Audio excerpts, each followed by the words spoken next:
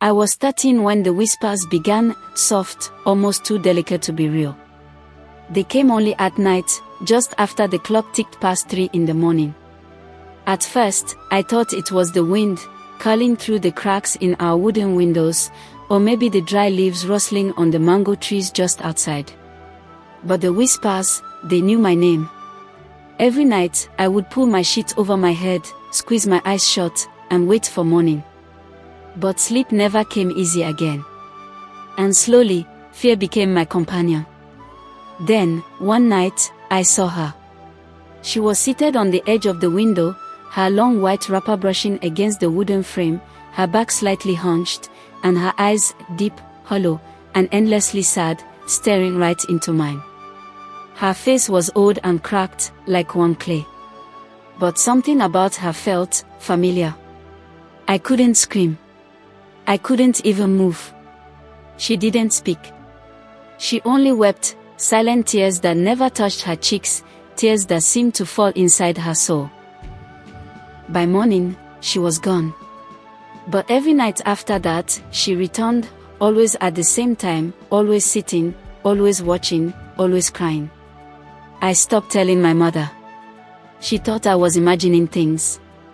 She prayed, sprinkled salt, read Psalm 91 over me, but it didn't stop. The spirit remained. Weeks passed. Then months. One night, I finally found the strength to speak. "Who are you?" Her lips parted, but no sound came. Instead, a wind rose, cold and heavy. My ears rang, and her whisper blew directly into my mind. "You remember me, child, even if you've forgotten." The next morning, my grandmother came to visit from the village. As we sat under the guava tree, she stared at me long and hard. Then she said, "You've seen her, haven't you?" I blinked. "Who?" "The woman at the window," she said. "You carry her blood." My grandmother told me of my great-grandmother, Edeora, the seer. She was a midwife, herbalist, and spiritual vessel. They said she could speak to the unborn and hear the cries of the dead.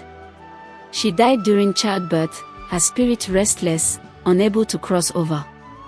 They buried her outside the compound, Grandma whispered, "Under the window you now sleep beside." I felt my body go numb. "You look just like her," she added. "And you have her gift." That night, I waited for the spirit.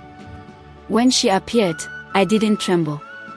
I lit a candle, placed it by the window, and whispered, "Edeora." I remember now. She looked at me, not with sadness this time, but with longing. "I need to finish what I started," she whispered. "And you are the only one who can help me." She told me about a child she tried to save before she died. A boy born in silence, cursed by a jealous father who had dabbled in dark spirits. The boy had been lost, his soul wandering. She had tried to call him back but died before completing the rite. "The boy," she said, "is still out there. Trapped. And the spirits will not rest." I followed her instructions. She led me to the abandoned house near the river, where the child had been born decades ago. Under the floorboards, I found the buried doll she had crafted as a spiritual tether, wrapped in red cloth and cowries. When I pulled it out, the air grew thick, the wind howled, and shadows danced like fire. I recited the prayer she taught me. My voice shook, but I didn't stop. The ground trembled. The doll grew warm in my hands, then burst into white light. Suddenly, silence. Then, the cry of a child, soft and far away, as though from the other side of a wall. And then, peace. That night, she sat at my window for the last time. But this time, she smiled. "You have freed him," she said. "And now, I am free too." The wind wrapped around her like a soft shawl. Her form grew faint, fading like mist at dawn. "Thank you," she whispered. "Keep the light. The gift is now yours." And she was gone. Since then, I felt things, seen signs, heard voices no one else hears. lost spirits find me. I help them home. I carry the gift of Eudora, the woman who sat at my window.